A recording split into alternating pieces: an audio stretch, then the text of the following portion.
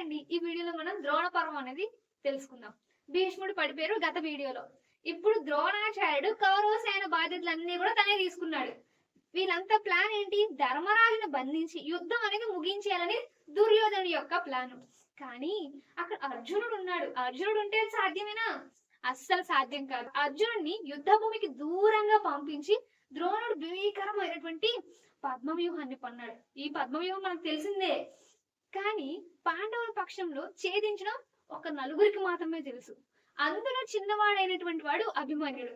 అభిమన్యుడు యొక్క వ్యూహంలోకి దూసుకెళ్లాడు. నేనున్నాను పెద్ద తండ్రి, మీకెందుకు అని చెప్పి తన లోపలికి వెళ్ళాడు. కానీ ఇక్కడ సైంధవుడు ఉన్నాడు కదా, ద్వారం దగ్గర కాశాడు. లోపల ఒంటరిగా చిక్కుకున్నాడు అభిమన్యుడు.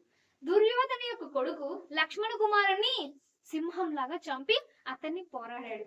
చివరికి అక్కడ ఉన్నటువంటి 6 మహారథులు కూడా ఏకమైపోయి ధర్మం తప్పి అతన్ని వెన్నుపోటు పొడిచి ఆ బాలవీరుణ్ణైతే పొట్టన పెట్టుకున్నారు. వీళ్ళంతా కౌరవులంతా ఏం చేశారు? సైన్యాన్ని దాచిపెట్టేశారు.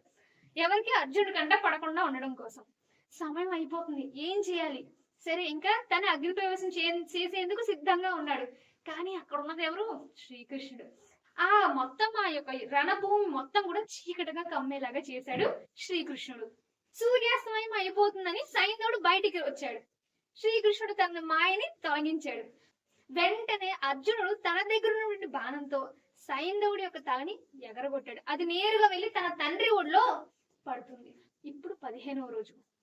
ద్రోణుడిని ఆపడం ఇంకెవ్వరి తరం కావట్లేదు. అప్పుడు ఏం చేస్తారు వీళ్ళు?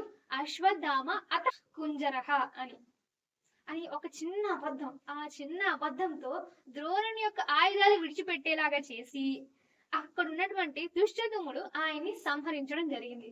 ఇప్పుడు చివరికి తండ్రి మరణానికి ఎలాగైనా పగ తీర్చుకోవాలని అశ్వత్థామ నారాయణాస్త్రాన్ని ప్రయోగిస్తే శ్రీకృష్ణుని యొక్క సూచనలతో పాండవులంతా కూడా శరణు కోరితే అది విడిచిపెడుతుందని చెప్పాడు శ్రీకృష్ణుడు. అదే విధంగా వీళ్ళంతా అదే పని చేశారు.